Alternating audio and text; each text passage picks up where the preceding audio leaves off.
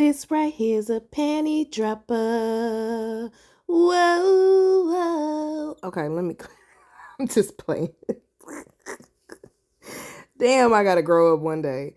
It's another throwback. I think this one was from June, and I was talking about celibacy. This is actually a really good one. I'm gonna have to do a recent one on this. Oh, goddamn. I'll just get on the video cussing. I got tired of that hair being in my head. I legit been sitting in this Walgreens parking lot for a good 2 minutes just staring. I don't know what the fuck I was staring at. I was just staring. Like, it's hot than a motherfucker. It's hot. It's like 100 degrees in Houston. My stomach hurt. Like, I got so many issues right now. Like, I just got off. God damn. I had to leave Natalie's live. It's so funny because she be going live every time I'm doing something. I'll be like, motherfuck you. But I love my good sis though.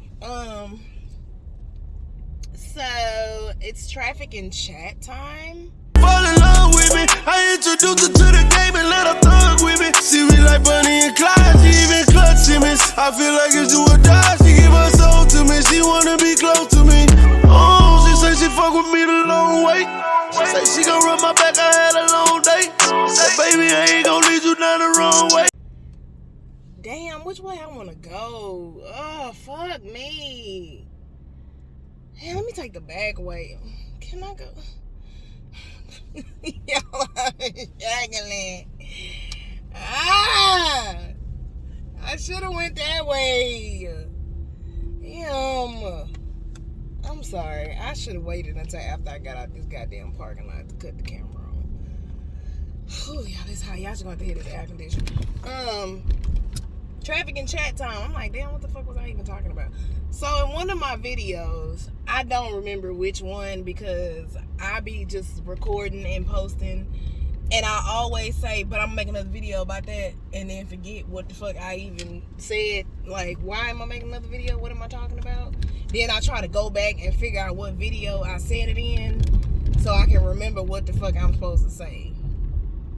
It wasn't effective. Like, I knew the video is about celibacy, but I couldn't remember what video I said I was gonna talk about it in. Doesn't matter. Whatever. We just gonna go with the flow here. I'm trying to get home from work. That's all I want to do. That's all I want to do is get home from work. But somehow I don't know what. Damn, it's gonna bother me until I figure out what video it was. It was either the spiritual connection video or the societal standards video. I can't remember. I know I was in the car though. So I was gonna talk about celibacy, specifically my celibacy, and I hate, like, I got to get out of my head with this YouTube shit because it's like I be talking about myself. I don't know why I feel like I be talking about myself too much. Like, instead of talking to y'all, I just be talking about myself, and then it's like, why the fuck they want to listen to you talk about yourself? Like, don't nobody give a fuck. But then at the same time, that's what vlogging is. Vlogging is just talking and going on about your day and your shit and your business and all that. So I be doing too much in my head. Like, I really need to quit doing that because it keeps me from posting a lot of content. It takes away my energy when it comes to YouTube. Like, girl, just post the shit and quit playing. Either they gonna watch it or they ain't. And I been had to learn to stop looking at analytics and views and shit, because you'll have fucking a heart attack trying to count views and all that bullshit. But we still on the road to 4,000 hours. I need those. Okay, I need those. I just need a little extra coin. Just a little extra coin. And I can't do YouTube full time, but I just need a little extra coin. You need about 3 jobs in society today. Natalie literally just said that. God damn you, Natalie. So I want to talk about celibacy and, like, this revelation, I guess you can call it. Do I want to call it? Yeah, I call it a revelation that I had when it came to my celibacy. So there's a series on my YouTube channel from way back. Like, if you go all the way back to Motivation with Me, like the original, where I was sitting at my desk type shit, there's a series called Single, Saved, and Celibate. It's a series on my blog, because I actually used to blog and write on my website. My blogs are still there. I just don't do it no more. I should probably get back into that, but I be so busy I can't do shit. Bro, I hate them. I used to have so much fun in life. My bad. Y'all know I'm random as shit. But it's a Single, Saved, and Celibate series on there where I talk about celibacy. Then I even wrote a fucking book. I wrote a book about the shit. And backstory, if you don't know, first of all, if you don't know, you ain't subscribed, so I'm mad at you for that. But I've been celibate 7 years. It's been 7 years. So at this point, it's like, all right. First, let me say that, like, the point of the video is obviously the revelation I came to. Let's see how I want to put this. I'm trying to see how I'm ready to explain what I'm about to explain. Cause this is deep, so it's like, damn, how you want to go about this? Okay, so I'll start here. So I was talking to a friend of mine, and I was asking her opinion on my celibacy, and it was in relation to, so I'm talking to somebody. Yeah, I'm dating. Oh my gosh, that's a surprise. But yeah, I am dating. So I was talking about my celibacy to somebody, and I was like, is it possible that I became celibate as a shield? Because also, if you don't know, and you ain't watched no videos, then you'll know. Hold on, y'all, because they on that bullshit and I ain't got time for it. You'll know that, know or not know, that I was raped, molested as a child, 11-ish, by my stepdaddy, raped at 16, and then raped again in 2020. But for the most part, the childhood trauma and the rape at 16 is obviously the point, because I became celibate in 2015. So I was like, is it possible that I became celibate as a shield? Like, it got to a point where even after being raped at 16, I was 22 when I became celibate, something like that. It's like every time I had sex, because I was a hoe. I was a hoe, okay? I was hoeing. I put the hoe in whore. I'm stupid. But yeah, I was out here. And it got to a point where sex was never the same for me. It just felt like I was just kind of laying there. I wasn't really participating. Like, I was participating, depending on who it was. But it just kind of, I don't want to say rape all over again, but it just wasn't the same. If you've been sexually abused, then you can understand where I'm coming from. But for those who haven't, it's like it's never really the same.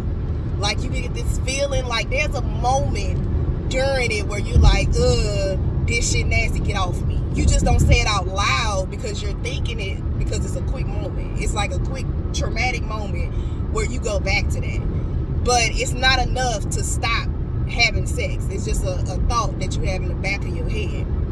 So it just kind of got to the point where I got tired of it, and it wasn't giving what it was supposed to give. And then one thing I also know about myself that I have always said, men are my weakness. I've been saying that shit since I was a kid. Or I ain't gonna say a kid. I lost my virginity at 14? Yeah, I've been saying that since I was a teenager. Men have always been my weakness, because I literally, the one time I tried to commit suicide and was actually like locked in a facility, y'all really need to read Trouble. Like, I'm not gonna get into this whole backstory, but it was over a dude. Like, men are my weakness. And so I was like, you know what? I'm tired of men distracting me. I'm tired of sex distracting me. I feel like it's just traumatic all over and over. And then it's like I can't cut my hoe off. So I'm having a lot of sex because I don't know how to have a little bit of sex. So therefore, I have to remove sex as a whole as a way to protect myself and create this shield. Now, of course, there's a religious aspect to it, spiritual. There's a spiritual aspect to it because it's also a vow that I did in church when I was converted to Baptist.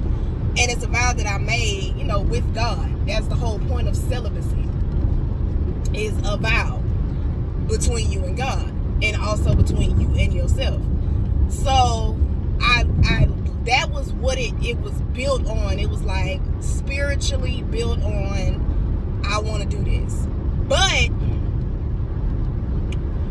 once I started thinking about it, 7 years goddamn later, I was like, you know what? It's spiritual. Don't get me wrong. It is spiritual. It's between me and God. I knew that the only way for me to quit having sex was to make it spiritual. It had to be something that I was going to stand on, that I wasn't going to fold on. Abstinence, you can easily be abstinent. Like, you could decide I ain't going to have sex for 3 months. Or you can say I'm abstinent but eventually have sex. Like, it's not an actual vow that you take. You just not having sex at the moment. I couldn't be abstinent because that shit might last 2 weeks and then I ain't abstinent no more. So I had to make a commitment, like a real commitment, because I'm really hard on myself. So I have a hard time failing. So I'm like, nah, this got to be a commitment to where if I fuck this up, then I'ma feel bad. Like, I need this shit to be solid. That's the only way I'ma follow it. So that's what I did. And as a heavily spiritual person, I'm like, it got to be between me and God. Because one thing I'm not going to do, even though we all do it all day, every day, is disappoint God. Like I said, we see it all day, every day. Because I cuss like a motherfucker. See? Sorry. No, I'm not. But he know my heart and his child. So I was like, okay, that's what it was. Recently, I asked her, I said, do you think that my celibacy, please don't tell me you coming over here with all that shit. Please do not come over here with all that shit. I'm already stuck behind one of you other motherfuckers. Let me not look at people because they be shooting and shit and I ain't got time for it. I said, do you think that my celibacy is a shield to protect myself from trauma? And she was like, it could be. Like, do you think that's what it is? And I was like, yeah, like, I really think that my celibacy, the reason why I did it is because sex always felt like trauma over and over. So in order to force myself to stop having sex, I had to become celibate and make this commitment. And otherwise, I was just going to keep doing it and keep going through the trauma. I didn't have any willpower back then to be able to say, you know what, I'm not going to have sex because it's traumatic. I didn't have that type of mindset. That shit came with time. I was 22 years old. I'm almost 30 now. It actually came while I was celibate. So I realized that the whole point of me becoming celibate was to shield myself. Because I couldn't figure out, for one, how to deal with my trauma, how to heal from my trauma, and how to build from my trauma. God damn it, did I just give bars? Just see how that just came naturally? Like, damn, bars. I didn't know how to deal with it. I didn't know how to heal from it, and I didn't know how to build from it. But when I say build from it, I didn't know how to move on and create something, which I have since created something from that trauma. But I didn't know all that shit back then. So I was like, you know what? I'm going to put up this shield, because if I'm celibate, then I can't have sex, which means men not going to want me because men want sex. So therefore, it's just going to be me. Like, and I need it to just be me in this season of my life. I have to find myself. I had to figure out who Miranda is. After I wrote that book, it was like, damn, I really have to get my shit together, because it's a book about my life. So to write that, you have to reflect on life. I was like, yeah, it's time for me. It's time for me. I can't let men control my life anymore. I want to say the last line in Troubled is, never let a man determine the woman you want to be, or something like that. Because that's what the whole book is based on. So I realized that the whole point of me becoming celibate was a shield. And I told her, I said, I made a metaphor, and I was like, it's like my body is the trauma, the abuse, the pain. It's like me, that's me. That's what's in me. Because one thing about trauma, pain, abuse, all that, it never goes away. I'm gonna just be completely honest with you. It don't never go away. For those babies who are out there suffering from abuse and trying to move past it, I am a very honest person. I am going to tell you it's never gonna go away. That trauma gonna always be there. You gonna have triggers. You learn to deal with it over time. You heal over time. You get stronger over time. So you're not going to be weak forever. Like, you're going to get past it. You're going to become a survivor. You're going to become stronger. But the PTSD is always going to be there. You can't do anything about that. I have PTSD. It's always going to be there. It's just a matter of how do I deal with it and how do I handle it. And so my way of handling it was to cover myself with a shield. Because if you imagine an actual shield, like old school armor, I'm talking like medieval times. Like, imagine a shield and you're protecting your body with the shield, and sex, men, whatever is coming at you, but the shield is blocking it. Trauma, all that, everything is just coming at you and it's hitting the shield, so it's not hitting you. That's what I had to realize. Like, I literally saw celibacy as a shield. And so the reason I came to this conclusion is because I have, like, y'all know Rodney, and I've talked to a few people throughout my celibacy years, and I can recognize when somebody is chipping away at my shield, because I start to, well, shit, fall in love. Hell, I loved Rodney. I'm not, that ain't no news. I loved Rodney. I did. The person that I'm dating now, I really like that person. So I can tell when somebody or a man is chipping away at my shield, and that's what made me realize, or makes me realize, that it is a shield. And so when that starts to happen, I immediately turn into like this different person where it's like, no. I gotta get, wait. You fucking with my shield. I don't like it. I don't like it because I feel like I don't want to expose myself like that. I don't want to expose myself. Leave my shield alone, okay? And my shield is celibacy in this conversation, but my shield is also just protection, because we as women especially put up this strong ass defense. Like, we got this motherfucking brick wall around our hearts and around us that's impossible sometimes to break down because of the pain that we've been through.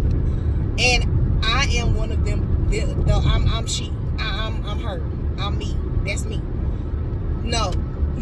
I'm not letting you in. I don't trust you. Who sent you? I don't trust your judgment. I don't trust you. My shirt literally say, unless God sent you, I'm unavailable.